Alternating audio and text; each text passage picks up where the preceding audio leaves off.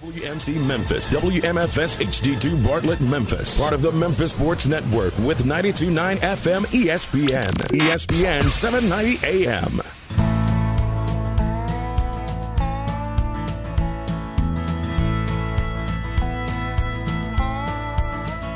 Watch the sunrise, new day's dawning, and it's calling you and me. Where the mighty Mississippi flows by Memphis, Tennessee. We've got woodlands, fields, and water. Hey, there is no better way. You can find out all about it on Outdoors with Larry Ray. Make some time.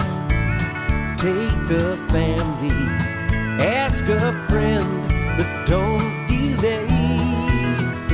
Listen up and learn about it all. Outdoors with Larry Ray. Listen up and learn about it all. Outdoors with Larry Ray. Good Saturday morning. Welcome to another edition of the award-winning Outdoors with Larry Ray on ESPN 790 AM. Brought to you proudly by the Tennessee Wildlife Resource Agency, Gaston's White River Resort, Sportsman's Warehouse, and Barton Power Sports. Now, here's your host, Larry Ray. Hey, good Saturday morning. Welcome back to Outdoors with Larry Ray on ESPN 790 here in Memphis, Tennessee. Coming up on our 15th anniversary show in first Saturday in August. And Frank Barton is in here on the third Saturday of the month. And Frank keeps saying that he's always here when Kim Rhode's on the show. You always get the great people when I'm on. That's right. That's right. Because you want to sit back and listen, and we do too. And, you know, Kim Rhode is getting ready to make some history in Rio six times in the Olympics. And I think that since we've been on the air, we've been able to get her on at least 10 times. I know, because she's always willing to talk about her career. And first of all, good morning, Kim. Good morning. Thanks for having me, guys. Hey, always good to have you, Kim. And I got to admit, when we talked to you last year, we talked to you last year, but we talked to you about London. And let's talk a little bit about bringing our guest up to date, because, when you went to London, you had no idea that a little fellow was going to be entering your life after you got through with London. So tell our listeners a little bit about your family, how it's been a transition. You and Mike have had to, now you have a real true family. So let's talk about the transition from 2012 to where you go into 2016 in Rio. Well, lo and behold, when I got to London and walked away with the gold and got home, I was helping a friend with a wedding, and she started going through the checklist of, having a baby and the symptoms and stuff, and I was going, check. And sure enough, I was pregnant and was pregnant at the Olympics in London. And a few months later, ended up with my wonderful son, who is now 3. His name is Carter. Yes. And we are a family of 3 now, leading up to Rio for the Olympics. So there's been a lot of ups and downs, I think, as most parents will tell you. Little ones change your life. Yes, they do. Big time. Yes. But it's been wonderful. We've really enjoyed it. And Carter and you, and I know that it wasn't easy. I mean, this is a special child for you. Yes, I had a very challenging, very difficult pregnancy. Fortunately, I cannot have any more kids. So he is my one blessing. I feel very fortunate to have him, and just looking forward to all the holidays and what the future brings. Talk about. Let's talk about going to Rio. I mean, there has been so much publicity about what Rio is going to be like when you get there and things along that line. What's your feeling on what's transpiring there? And as you go down there, do you have any intrepidations or anything about competing? Well, I'm very excited leading up to Rio.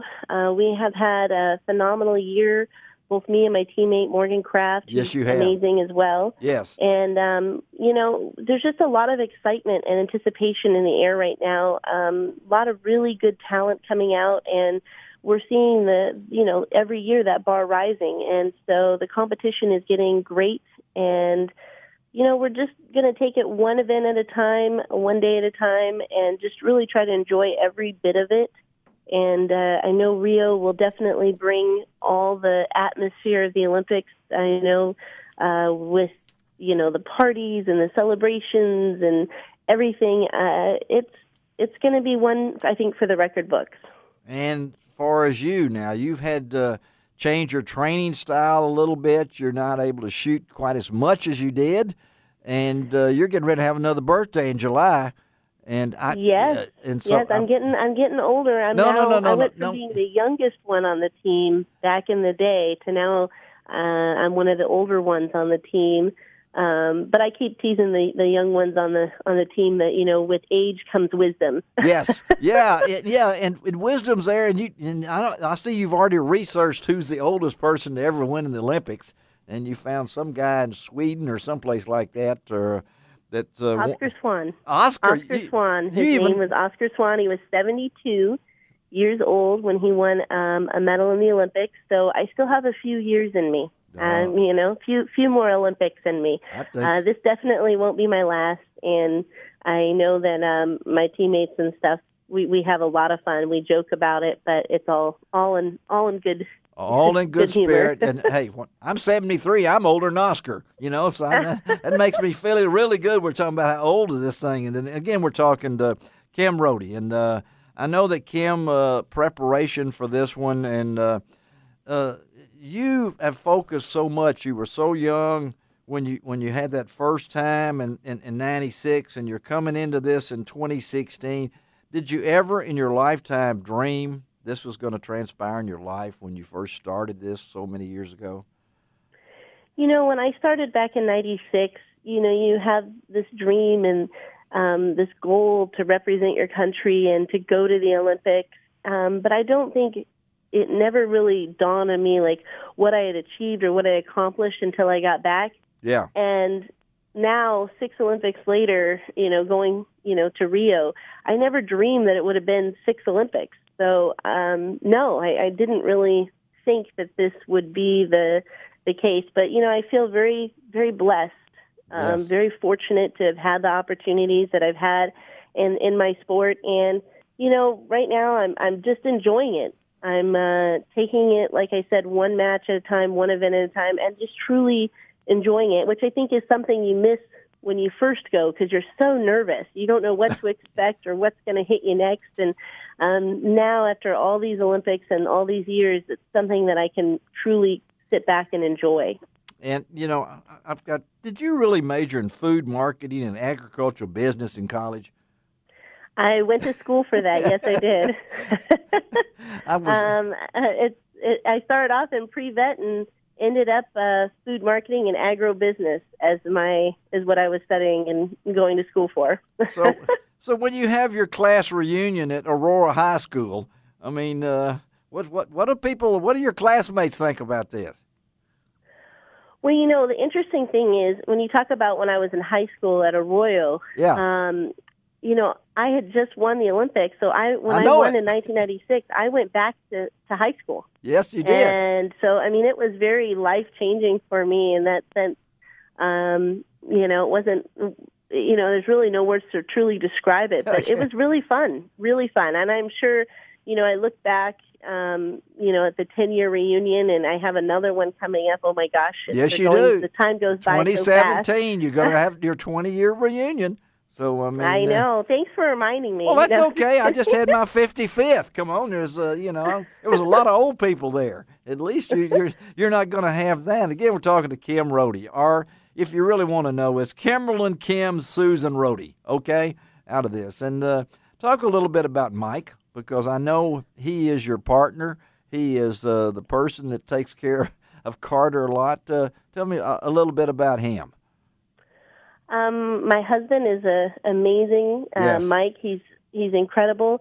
The interesting thing about him is we come from two very different You really worlds. do. He is actually a musician. Yes. And so we own a recording studio, and he records bands and musicians here locally in LA. Yeah. And so it's really fun to go into the studio and hear these people that are so talented, which, let me just say, people pay me not to sing, so I am not a singer by any means. Okay. All right. So we shouldn't expect a song by you coming out soon, right? No, definitely not. That's definitely not in the cards. But, I can appreciate the talent and the effort and the dreams. I mean, to see some of these people come in and have such big dreams and see them achieve them on some small scale or even large scale is incredibly satisfying. So it's been a lot of fun to be part of that and something so different from what I do every day. So we have a lot of fun, but he's very talented musician. He can play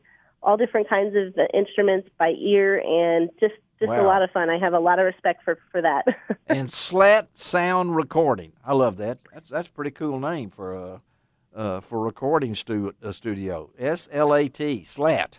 A sound Yes. recording, and so it's what's ahead for you as you get prepared for Rio. What's up for you? Well, right now I'm just shooting every day. I'm doing a lot of drills, a lot of repetition. I'm just trying to quell all the nerves that I have leading up to the Olympics and put out all the fires so that when I get there, I'm ready. I know that I can hopefully bring home the gold and do what I need to do for the United States. So we're just focusing on putting myself in as many different conditions, different backgrounds, and just running through the drills to make it like walking. Well, walking is not it. I don't know how. Did you hear that, Frank? She said that she's trying to calm her nerves. The 5-time Olympian fixing to be 6-time is calming her nerves. What's your routine to calm your nerves, Kim? Well, I think it's just you have to be honest with yourself and dig deep and realize what fears or nerves you may have and, try to address them beforehand. I think the best way I can explain it is, and since we were talking about singing earlier, if somebody gave you a microphone and told you to sing right now in front of a group of people, I know me, I'd be pretty nervous, whereas if I had a month to prepare, I would be a little less nervous. So just quelling those inner emotions, whatever they may be leading up to that competition. And that's really what we're focusing on, or at least I am personally. Well, you have a lot of fans. Folks, if you go to her Facebook page, how many friends do you have? I have no idea. I haven't looked. Maybe you can tell me. I don't know. It's over 16,000. Wow. Yeah, wow. I'm telling her how many friends she's got, and that doesn't include the people who don't know what Facebook is, or your Twitter account or anything like that. Folks, just Google Kim Rhode, Rhode. You can find out all the information. Your mama's pretty special too, isn't she? Well, it's really a family operation over here. My dad is my coach. Yes. My mom, she handles all my calendars and, setting up everything. And my husband, he holds down the fort with my son and taking him to swim class and music class and all the different events. So I'm very blessed to have a family of support and team. I think, people forget this isn't something you do on your own. It takes a lot of help from a lot of different people. And, I feel very fortunate. So it's going to be exciting. They're all coming with me to Rio. They're going to be in the stands cheering me on, and I'll have almost enough for a wave. All right, almost for enough for the fans down there and everything. Kim Rhode, thank you for being on Outdoors with Larry Ray. Got a lot of fans here, of course, and I don't believe in luck. I think it all comes back because of hard work and faith and things along that line. So I look forward to maybe I can stick around for a few more years, Lord willing, so I can continue to keep up with you, okay? Sounds good to me. Sounds good to me. Thank you. I'll take all the luck I can get. We'll give it to you. All right, have a great day. We'll talk to you. All right. Thank you. Thank Bye. you. All right, the one and only Kim Rhode. Let's take a break and come back and go from California to Real Foot Lake and to Comoros. I mean, there's no segue to that, okay? You can find out all about it on Outdoors with Larry Ray.